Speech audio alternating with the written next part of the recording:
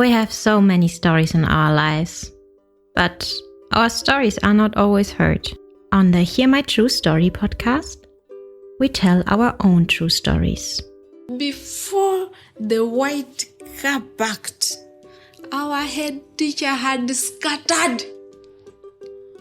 Looking at him, I could only see his tie that was flying backwards, waving at us, and he disappeared in thin air.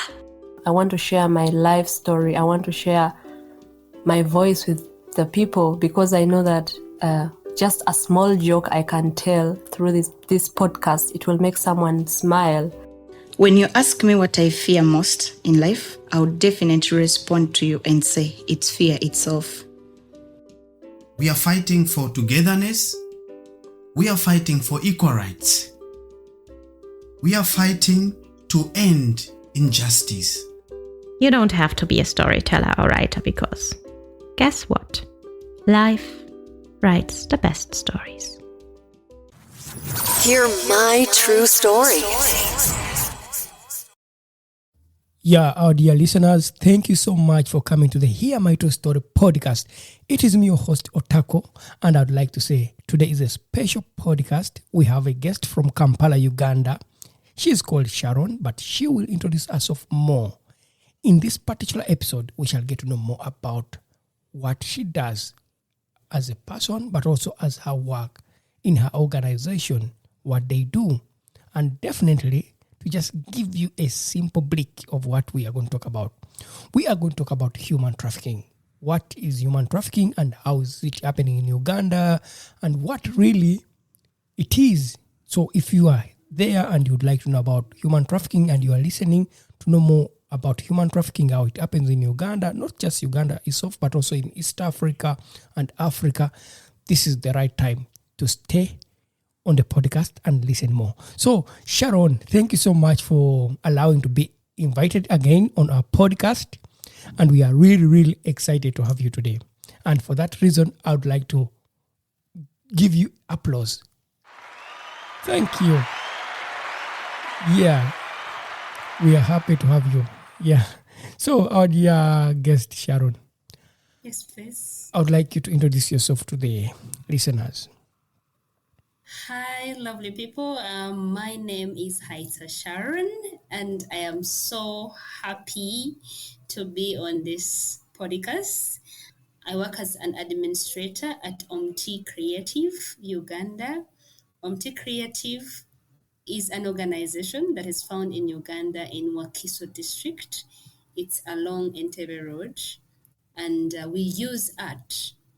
We use art like music, acting, say there's drama, dance, to create awareness on social injustice issues, for example, human trafficking and other social injustices. Okay, that's nice to know. So, Omuti Kreativ, is it an organization for young people only, or is it for also other people all over Uganda? Which is the targeted group?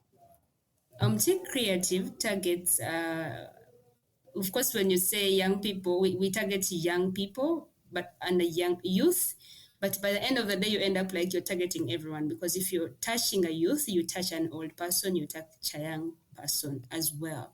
So our target is mainly the youth, because they're the most affected people, or they're the most people who also make decisions that affects our present. Okay. I really understand. So if I may ask, what is the percentage of young people in Uganda? The percentage of young people in Uganda, it's about 75%. So you can only imagine. Wow. It's just a big percentage. So it's more, it seems like more of the people are young in Uganda. Yeah. Yeah, good. Also, I would like to ask you as in, how long have you been in this kind of like, in this organization? How long have you been in the business as in Omuti Kreativ? I've been fully active in this organization for 3 years now. So my experience with this organization is quite, good. I've grown, I have learned, I have learned the hard way and the good way. So 3 years is quite a number of years to share my experience. Yeah, that is true. That is really true. Yeah. So anyway, to go right away to the point, I would like to definitely ask you. Today, we wanted to talk about human trafficking with you. I would like to know what is human trafficking. Of course, it may not be easy for some people, maybe the listeners who follow this podcast, to know what exactly human trafficking is. Wow. Human trafficking, of course, there are definitions. You can find them all over social media like Google. But then the easiest way to define human trafficking is you look at people who have dreams. Everyone has dreams. And everyone is looking at achieving those dreams at a particular time or a particular moment. So how I would define human trafficking is a process. It doesn't just happen in one day. It's a process. It takes it's a process. You find that someone doesn't just wake up in the morning and they're trafficked or they're traffickers. No. There has to be a process that takes. So this process includes the act. Act is something like you do. So that means it involves a recruitment where someone recruits someone from one place, say for a job, they recruit you for something that they think it's very important. So there is recruitment, but also it also involves transportation. They transport one person, say from the village to town, or they transport you from one country to another. And then there's also harboring, where they can hide you, say from maybe your parents, or they hide you from the policymakers or the security personnel. And then there's also someone who receives you. That is one act. Then after the act, of course, I'm defining how the process works. After the act, you would say, so why don't the victims run away or simply just don't follow what these traffickers want? So, but because there are means of how these things are done, which has someone is threatened to be taken to a place, or they threaten that if you don't come to work with us, we are going to take away maybe your land, or you're going to lose your life. So there's a threat that happens. And then there's also force. Some people are forced, or some children or some young people or the youth are forced to be trafficked. Then there's also where people are deceived. They deceive that you're going to earn this amount of money, and then you go because you think you're going to earn that amount of money in a particular job, yet someone is going to use you for their own purpose. So there's also people who use power. I'm talking about the means. Someone like Otako, you can be in a place of leadership and maybe you are, say, a police officer somewhere. But because you are a leader and I respect you, when you tell me something, I will be like, because he's a leader, I'm going to follow him. So you use that means to traffic me. But after the means, there is the purpose. The purpose of all these things is exploitation. Someone uses you for their own profit. In the simple terms, I would find human trafficking as the act plus the means and then the purpose, which is exploitation. So it's a process of recruitment, transportation, harboring, receiving, through the means of threat, a force, a deception for the purposes of exploitation. I would file human trafficking in that way. So generally someone does the act to exploit someone. Yes.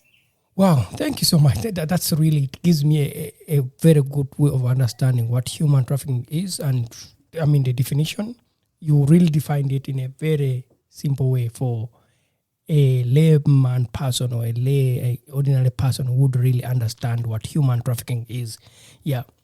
But anyway, you after explaining it, before we go on to something else, I want to know why you? Why did you choose to, as a person, to get? What is your story in this? In 2017, I was at university. That is Chambogo University, and we were told to look for places of internship. And as I applied, I got this organization. By that time, it was called For Some Uganda. And I started to do my internship, but their main purpose was to create awareness on human trafficking, which organization today is Omuti Kreativ. So I love the fact that they were tackling, because I didn't know what human trafficking was by that time. Imagine I was at campus, but I didn't know what it was. And when I reached there and like we're tackling this issue of human trafficking, I was like, wow, what does it occur? So as I got to know more about it, I fell in love with the topic, not because it's a good topic, but because they were helping a lot of Ugandans not to fall victims of such issues that we didn't know even that the name of how they were called. Like child sacrifice, child labor, children were affected, but me, I didn't know even like those things were really happening, because when you're staying in the city, you don't know that things happen sometimes. So what drove me is the stories that I now related when I understood more about what human trafficking is. And then I had people share their stories in the community. I was seeing these things whereby you see a young child working as a housemaid, and then you feel like, oh my goodness, this is really child labor. And then I will see young girls being married by their families when they're still young. And I was like, oh my goodness, this is real, this is what is happening. So my heart was drawn by how I was seeing these things in the community, and I didn't know them at first. But the more I was enlightened of what human trafficking was, is the more I fell in love of sharing and working more about human trafficking issues. I mean, when you got to realize this, that you know now what it means, did you at any point feel like you it was just around you and maybe you never knew? Yeah, like you said, like sometimes you don't know what something is until someone defines it for you. And I realized there's a lot. Like I said, I realized there was a lot around me. Like I had seen these things around me, and I never even took time to speak about them. So once they defined more of what it was, my eyes were opened to see that there was just a lot of human trafficking around my community.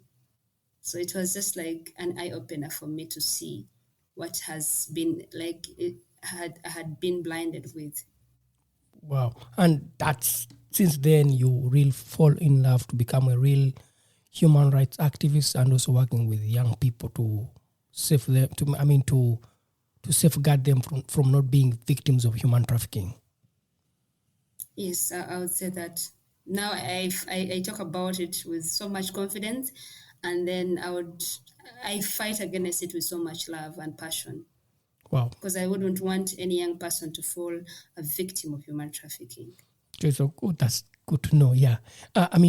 I want to also just know from the perspective of the organization, why exactly as in Omuti Kreativ chose to focus on fighting human trafficking and not something else? Wow, that's a good topic. Human trafficking is one of those, I would say, it's a disease that is eating almost the whole world, and it affects more of the African communities. And Uganda is one of those more affected communities where trafficking is eating up young people. And so, as an organization, there are a lot of people organizations that tackle different things. But I mean, why if it wasn't us, then who else would it be? But we looked at the lives of the young people.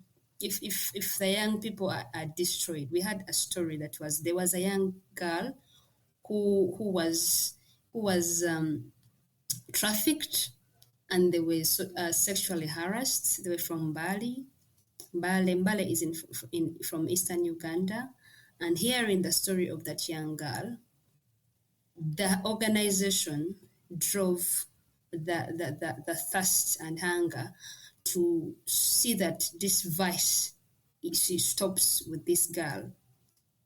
And after seeing that that this girl was sexually harassed through trafficking, it also got to a place whereby we were seeing other things around our community, like it was a community where children were not going to school completely because the parents thought that they were fully grown up to get married. Where we were looking at our neighbor, remember where we had this office and there's this child who was working in a neighborhood as a maid. And I remember my boss saying, "Hey, we are going to report you," and then threatened the person who had employed this girl that we are going to arrest you and for using this child as because she's young. And then this lady took this child back to her home. So after seeing everything that was around us, we realized that there are things were in the communities that our offices are. And so we decided to fight against this vice to have a community that is free from trafficking. Okay, yeah. How old was this young girl that was in your neighborhood as the It was organization? like 10 years. Wow, 10 years.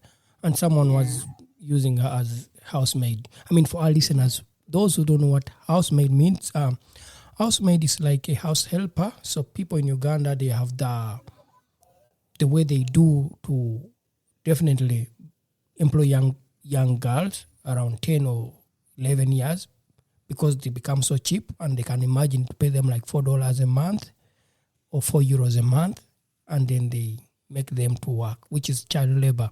But anyway, we shall go on to that step. So after you sharing these really personal experiences from you as a person and also from the organization, I would like you to give us a simple breakdown of the different forms of human trafficking that really happening in Uganda. Wow. For someone to really understand what it is. Wow, there's quite a number of forms of trafficking that happen in Uganda. I would say one of the things that has affected Uganda so much is child sacrifice.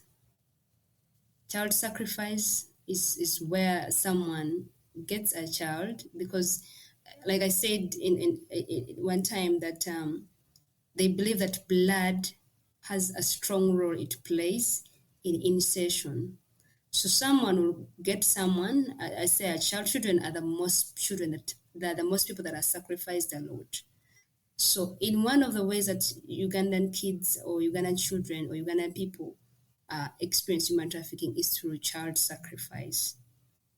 This is bad that children die because someone thinks that their blood will somehow bring wealth or grow their business or establish something. So this form of trafficking is so much happens in Uganda, especially in rural areas where there are shrines. Another form of human trafficking is, like I've talked about it, is child labor. Child labor, like you find that children.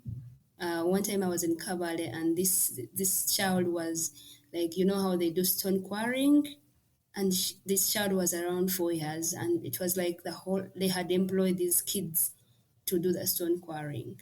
So because they come from families that are so vulnerable, and the people employ these kids as they're young to take care of their families. Imagine a young child taking care of a full family because they are young and they think that the only solution to take care of the family. A child of 6 years, a child of 8 years taking care of the family because they have to go and carry sugar cane, and they give them few dollars or few euros, and then they take care of the family. So child labor is also too much.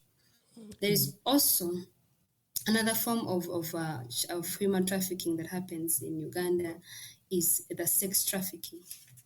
Sometimes it's not brought so much in light. I remember this one time when we were doing our awareness as an organization, and we went to that side of Entebbe, and this lady had opened up her home, and she would recruit young girls These young girls would sexually satisfy the men, and every money that was paid by these men will go back to her. Now these things happen in Uganda. Sex trafficking happens in Uganda, where other people or other women or other grown-up people earn money out of someone's satisfaction. And a lot of young girls go through this and they even don't talk about it sometimes. So it is really sad that sex trafficking happens in Uganda. Someone recruits a young girl, promising her for a job, and yet they're going to use them as sex objects.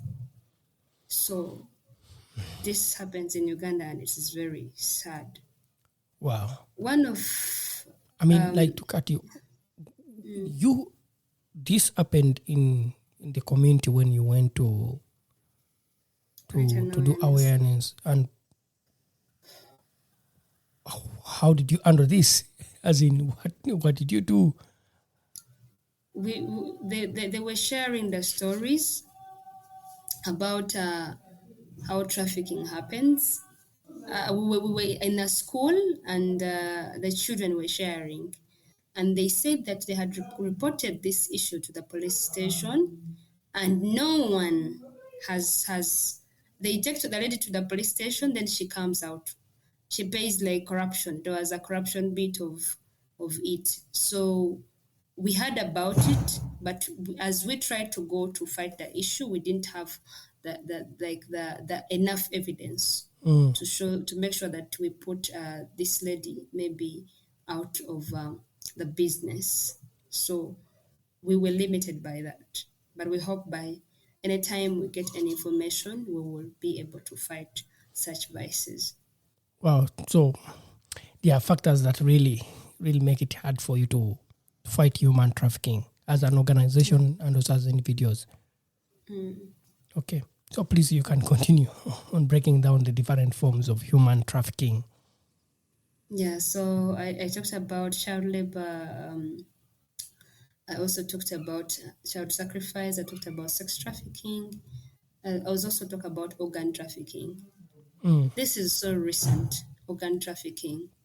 It happened that this young girl, I think it was all over social media, these young girls went to, like, say, in Arab countries to go and work, and they removed her organs. They just brought back a body that didn't have any organ. So organ trafficking happens. People recruit people for jobs, and when they reach there, they know that their lives are not important as the lives of someone who is rich, someone who is wealth. Because there are wealth people outside there who have the wealth, but they don't have the health. And so if you're poor and you're healthy, somehow the wealth person thinks that you have to go away for them to survive or to live. So, and organ trafficking happened so much that this girl child went to work, but they removed all her organs and she was brought back empty, dead, because she wasn't alive. So it is so sad that organ trafficking happens, even within Uganda here. That people who die, or who even before dying, they can recruit you or abduct you, and they just take your organs. And if they take your organs, you don't have chances of living. If they remove your heart, so it happens a lot, and many people are recruited because of that. We have had like 3 stories, recent stories in Uganda, where the organs have been removed of young girls. Someone comes and they arrive being you like a girlfriend, and you fall in love, yet their motive is to take away your organs. Wow. So they removed, there were 3 girls, I think I shared this before. They removed their organs, and the guy who removed their organs burnt their bodies. Then it's still Uganda. So there's organ trafficking happens so much. Then there's also child neglect. Child neglect here happens in Uganda, where children are neglected by their parents. Some parents neglect their children because they are unable to take care of them. And this calls for street kids.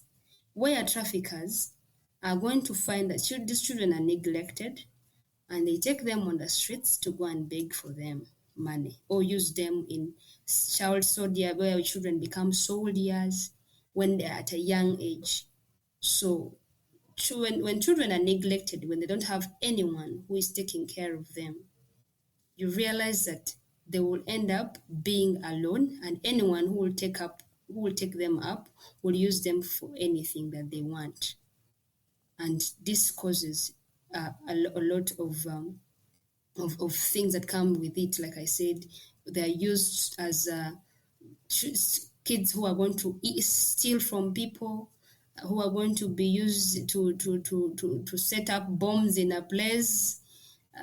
These things happen also in Uganda. You see a child and you think the child is innocent, yet the child was neglected and now is being trained to do evil things when they're still young. Not according to the will, but because there's a trafficker who's using them. Yeah. So, like, Yes. it is like because when I go to Uganda, I mean, I see very many children begging on the streets, like they are begging for money. So, what you mean is most of these children are not begging money for themselves, but they are begging money for someone who has put them there. Yeah, when you find kids in Uganda on the streets, a few of them are genuinely begging. Most of these people, there is someone rich outside there in this country who goes and looks for these kids and employs them. And every time you give 1,000 shillings, Ugandan shillings, every time you give 5,000 Ugandan shillings, you're supporting human trafficking. That's like So, €1 or €2 yeah, that's or like 50 1 euro. cents. Yes, so actually, there's a time that one of the ministers came out and said, don't give these children money because you're supporting human trafficking, you're supporting child trafficking. There's someone who is employing these kids to get them money. So, because that comes because of child neglect, it's because parents have neglected their children. Because if you don't neglect your child, no one is going to come up and take them up for such an employment.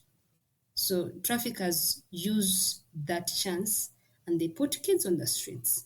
So it's better not to you go maybe support children from elsewhere but not streets, because if every time you give them money, you are making this trafficker think that of course I will have to employ more kids, and then these kids will still stay on the streets for years. So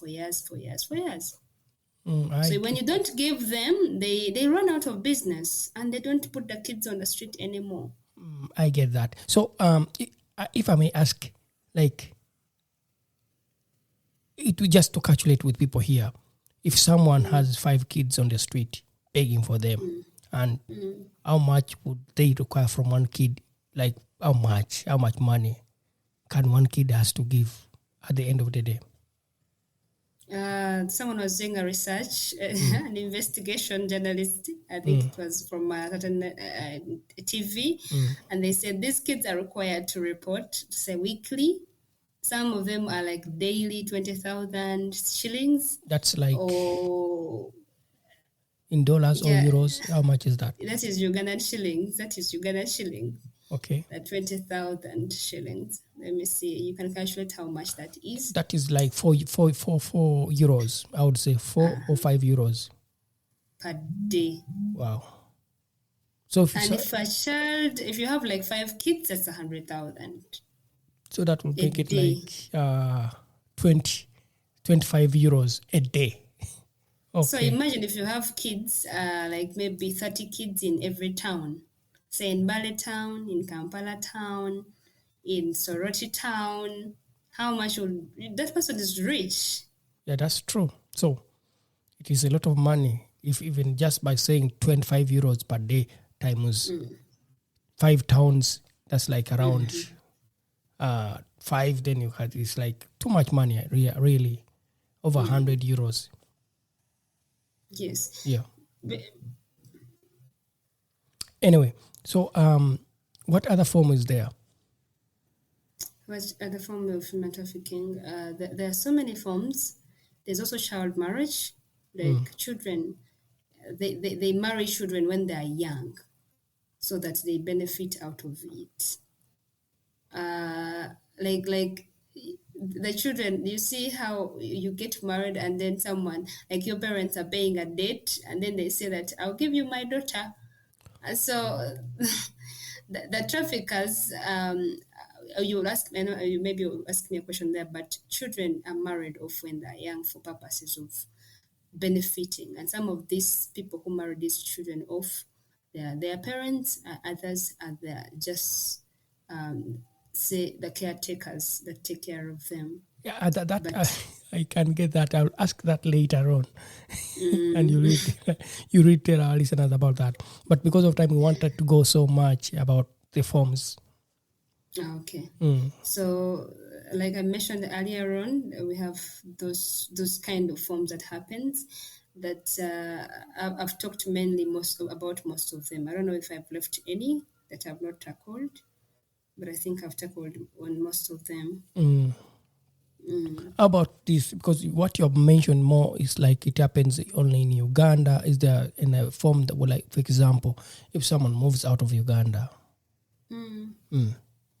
There's when they move out of Uganda, because Ugandans we're facing a problem of unemployment. So most of the Ugandans go and seek for greener pastures, or will say a well-paying job. And this well-paying job comes with a lot of things that they promise you to give you, like, say, a lot of money, say 2 million or 1.5 something million Ugandan shillings. But when you reach there, they use you for their own purposes. So trafficking happens internally in Uganda. Like I said, someone is moved from one city to another, but it also happens like cross-border trafficking, where someone is moved from Uganda to Kenya or from Uganda to Oman.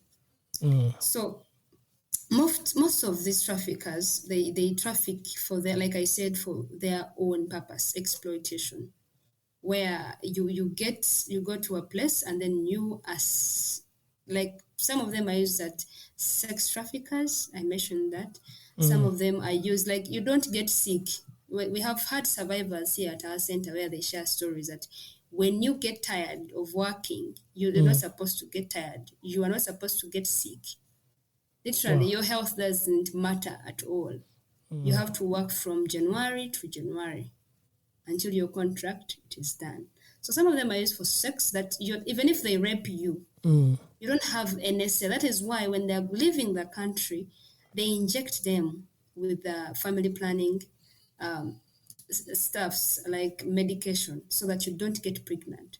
Why would you inject me with family planning when I'm going to work? I mean, what are you preparing me for? Are they informed? I mean, are they informed about that they are going to be injected with family planning pills, or that? It's a requirement when they're leaving the country that they have to be injected. It's not a requirement by the people who are the people employing them. The country is employing them, that they have to take family planning, because for them, they don't want to have their children impregnate other people. So they inject them. Others know about it, others don't know about it, that it's family planning. Wow. I mean, so that's yeah, I get that. Yeah, it's really upsetting. Anyway, that's what I can say. So that's cross-border human trafficking. Yeah, so some of them kids die, they bring dead bodies because they don't allow to do certain things. So they're used as, some people are used as drug. They use you for drug trafficking. Trafficking, you cross drugs from one place to another. Some people are used as, you see how you used as but I talked about sex object before. They use you for different things that they want. So it is not a good thing to talk about. It's really saddening when to share those stories. Yeah, I get that. Yeah, it's really saddening, I know. But anyway, just because we really need to share with people to know more about this, how it happens in Uganda, and how it's going on. For those who have just maybe coming to our podcast right now, we are talking about human trafficking in Uganda. How does it happen in Uganda? What are the forms of human trafficking in Uganda? And we are having this conversation with Sharon Khaitsa, one of the social activists in Uganda that really focuses on fighting human trafficking in Uganda. And also she works with Omuti Kreativ. Omuti Kreativ is one of the organizations in Uganda that focus on fighting human trafficking and child trafficking. So, Sharon, as an organization, how do you talk about survivors? Wow. I mean, why? How come you work with them? Why? Okay. We work with survivors because you someone said you can't stop human trafficking until you create a safe space for survivors of human trafficking. Because if survivors are not taken care of, I mean, you're not going to fight human trafficking. So, as an organization, we learned and realized that some of these survivors come back to the country, or they're looking at a place where they will feel safe and secure without being segregated by the society of how they have been treated, or how they look bad, or how they don't have money, or they are suffering from certain things that they were affected. So we realized that most of these young girls and young boys, when they come back from being trafficked, they don't want to go back home because of how the family members are going to look at you. They need a safe place where they will share their experiences, where they will be free without being judged. So as Omuti Kreativ, we create that space. We don't have a lot of space, but the space that we have, we share with them. That survivors can stay at Omuti Kreativ Center and feel at home. And why we did this is for them to feel secure and to heal from any challenges that they have experienced. As while we do that, we make sure that we request, and you talk to survivors, and they at a time want to share their story so that they help other young people. So they willingly share their story while we are doing our outreaches, creation of awareness. They share their stories.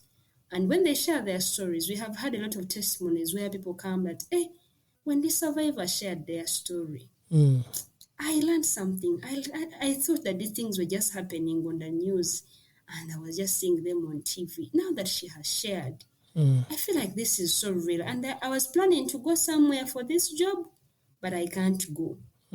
So it's because of such stories of survivors that young people are being saved where we have been to in our community, not to fall victims of what? Human trafficking. Because some people want to share from the person that they see with their own eyes. Than what they just see on TV. They think these things don't happen in the communities. But when someone comes out of trafficking and they share openly, people know that, you know what, these things really happen. Yes. So they help to make sure that people believe, or these things of human trafficking do what? Happen. Yeah. What other activities do you do with the survivors? Because you talked about raising awareness with them, going to the community. Activities. What other things? I mean, when they are there, because they went into human trafficking because they need money. So what happens? What do you plan? What do you do there with them when they are back, when they are into the community, as the organization? As the organization. So when survivors come back, like say maybe we had some at the center, and then some of them went back. And what we do is we first of all create an environment where they share their experiences, they share their stories, but also you can't talk about stopping human trafficking when you don't provide a solution. So what we did as an organization was to create an empowerment activity. Which empowerment activity? We bought tailoring machines. Tailoring machines, that is where the young girls, the survivors, and other people who are interested in the community come and learn a skill of tailoring. When you're doing tailoring, it doesn't only take your mind off like concentrating on doing something new, but you get a skill. And we believe that if a young survivor who didn't have a skill or only thought about working in a house as a housemaid to earn a living, but right now they start and come and say, you know what, I have a skill in tailoring. I can make my own clothings and sell them and get money. So what we do here at Omuti Kreativ is we train survivors. We give them the skills. We equip them with the skills of tailoring and also craft making, like making earrings, making bangles, making necklaces, so that when they leave our center, they have somewhere to start. And our main goal is to find that if someone has a skill, they can always find ways of survival. So that is why we look at empowering, that in the near future or in the next 2 months, they can open up an income generating activities. Our goal is to find that we end human trafficking by skilling people with hands-on skills, so that they don't think of looking for greener pastures anywhere, because there is money in Uganda. So that is what our target. Okay. Yes, please. Okay, thank you so much for sharing some of the projects you do with the survivors when they are back into the community. I saw something on your website that you also do things with film with the survivors of human trafficking, storytelling. Yes, apart from storytelling, thank you for reminding me, we also have films. Actually, we have shot a film called Asia, the Last Queen. It was based on the stories of the survivors, on their trauma when they come back. And so we are using film. We believe that art heals. It's a healing mechanism. So if people use art, if someone acts, if someone dances, if someone sings, we believe that there is that healing that comes with time. So we use film to involve them, to employ them, to make them creative, that they think about writing a story, that they think about acting in that story, that they think about sharing their experience in their stories. So when you employ someone in a film, film is a free thing where someone is free to share how they feel. It's not like restricted to a certain behavior. No, you tend to be free to flow and feel free. So as they act, as they write, they are healing, and they get to fit in the community. I get that. I know. I really understand how art plays a very big role in healing, personal healing, and also getting back on the feet. Yes. Yeah. Wow, that's nice to hear that. Yeah. So anyway, as I see, my time is against us. And before we finish this episode, I would like to ask you something, one last thing. What are some of the, how are you working with the government of Uganda, if there is any way? Is it doing something? Are there policies, laws? Wow. The Ugandan government, you would say that there's the 2009 Act that this act stops. The law is there of stopping the trafficking, but it is not so much put into practice. It's called persons. It's called persons in trafficking act, whereby these persons are supposed to be protected. But the implementation of this law, it is very, very less. It is not there at all.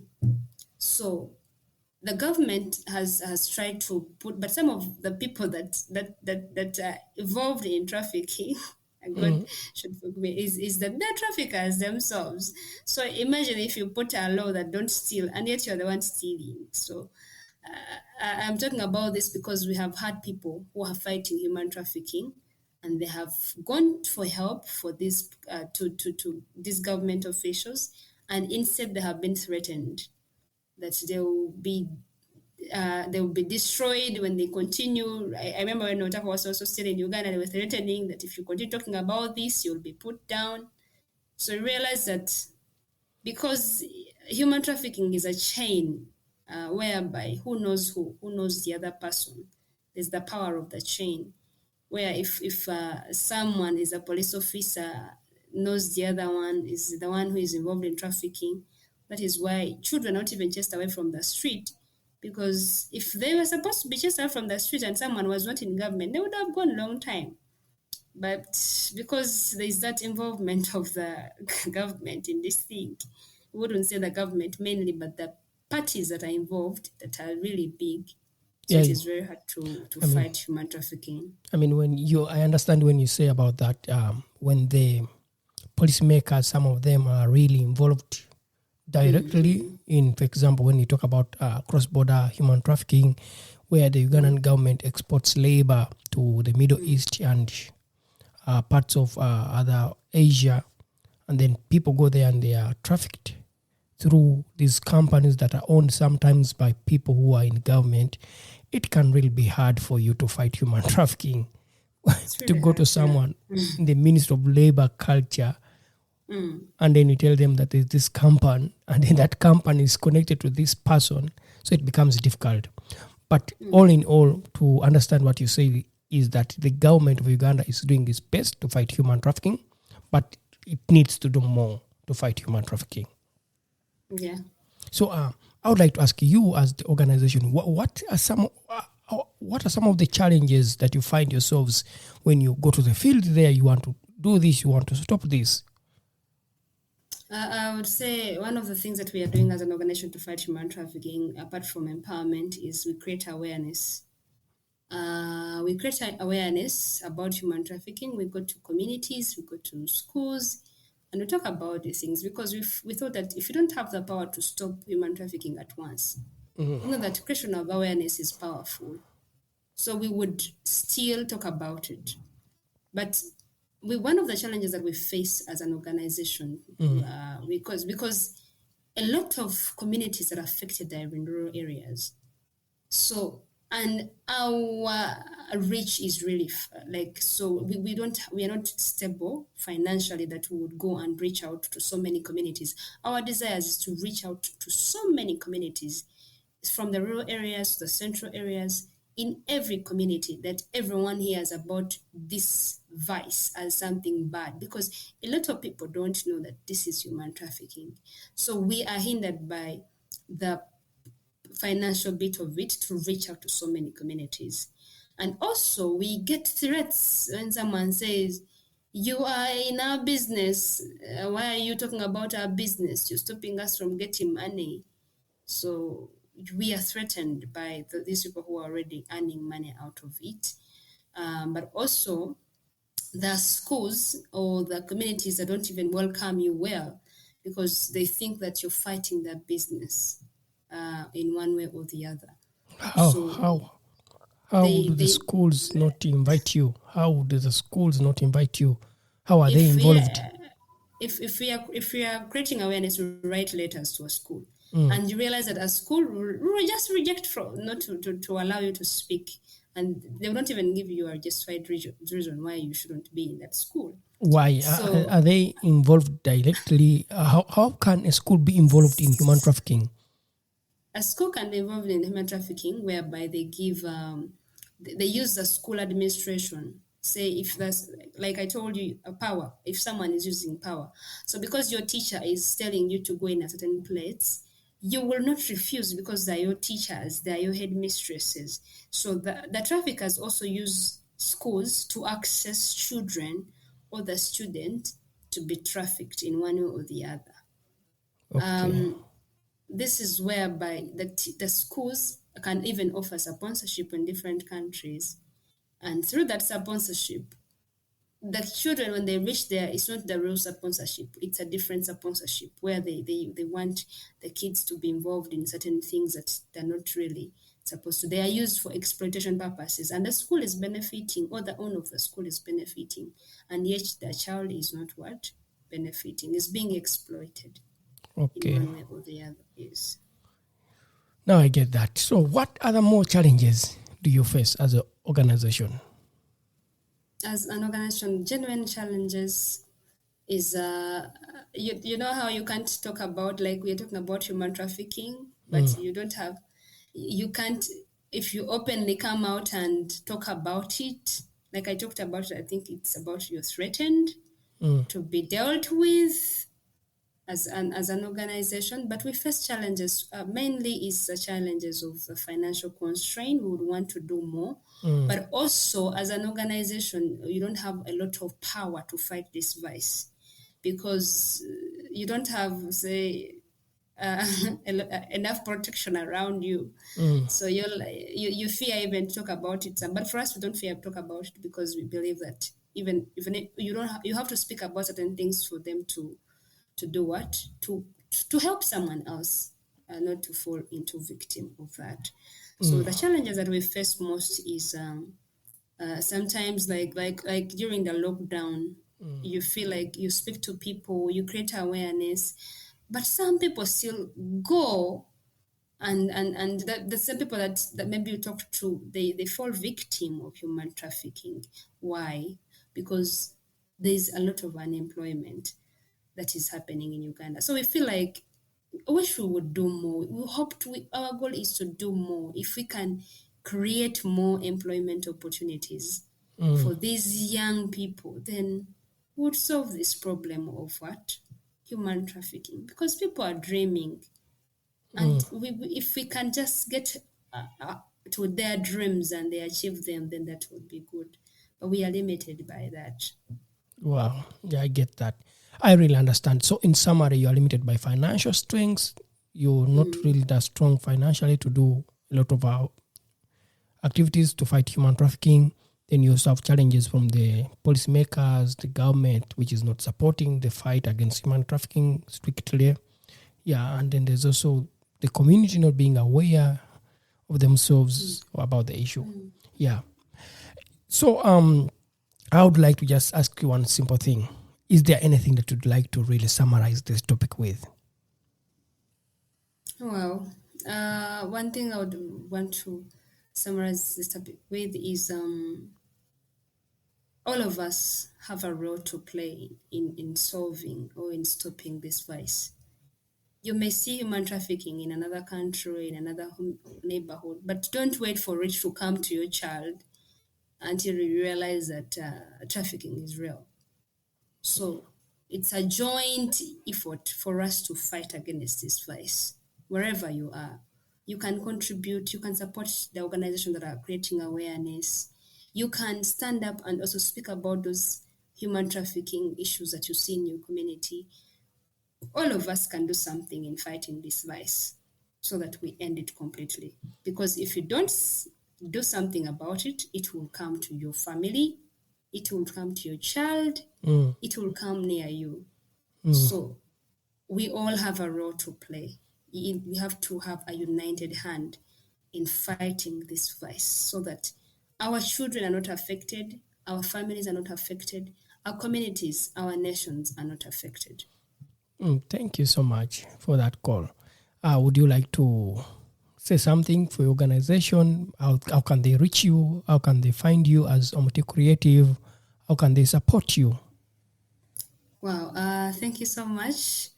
You can find us as an organization on all our social media platforms. On Facebook, Omuti Kreativ, the Arts for Change Center, and then on Twitter, Omuti Kreativ Still, and then on Facebook, on YouTube. By the way, we have a YouTube channel. You can watch our videos.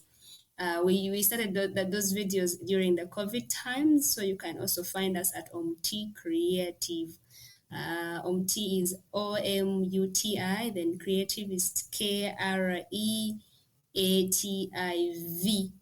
on our YouTube channel. You can also find us on our website on Omuti Kreativ. Just put Omuti Kreativ and then you find us. You can support us. You can also find us on a telephone number +256 788 code 0798. Of course, our dear listeners, I'll put these contacts for Omuti Kreativ on this podcast. You can find it. And then you will also be able, you can contact them, you can donate money to them. You can definitely donate some money if you are really following this podcast. We're really happy when you donate to certain causes like fighting human trafficking in Uganda. By just €1 is not bad, $1 is not bad. It can change much. Yeah. So I would like you to say bye to the listeners. If you are free, you can also say it in your language, your local language. You can, Okay. Thank you so much for listening to us. We are so to listening for us from Omuti Kreativ. Mwebale tuwuliriza, mwebale twagala, mwebale tusupportinga, mwanyala nabi huwulirisa, mwanyala huwisa mukamaani, hubakana nabi, mwanyala nabi kusaba nanga bali Khaitsa Sharon, kukanya hutsisonga tse hubanga abana baba hukosa hubarusa mu kifo ekindi babayira mu kindi. Mwanyala nabi mwanyalira irala wera abalinde. In simple, you have said everything. Yeah, Sharon just shared with us. Yeah, what language is that? That is Lugisu. Lugisu. Which part of Uganda is Lugisu from? I mean, which part of Uganda? Mbale. You Yeah, can also listen to my podcast. yeah, of course. Yeah, our dear listeners. Sharon told a podcast. I mean, she told a story on our podcast.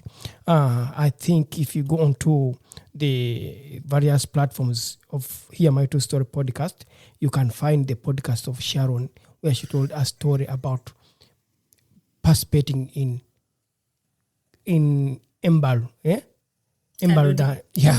Embal Culture Festival in Uganda. If you go there, you'll find the episode is called Embal Culture Festival. Gish people in Uganda, boys are circumcised to become men. So if you want to go there, you listen to that story from Sharon Khaitsa. She's also a storyteller. Yeah.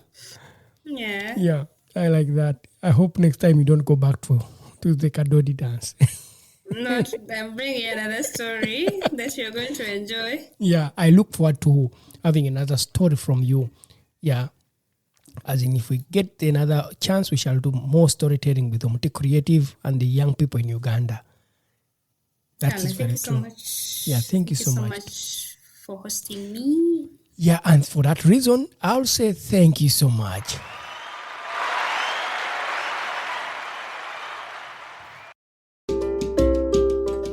Thank you for listening to our podcast, Music by Edwin Matovo, hosted and produced by Otako. Subscribe to our podcast for more stories and visit us on our website, hearmytruestory.com, for more stories. All the links are listed in the show notes of this podcast.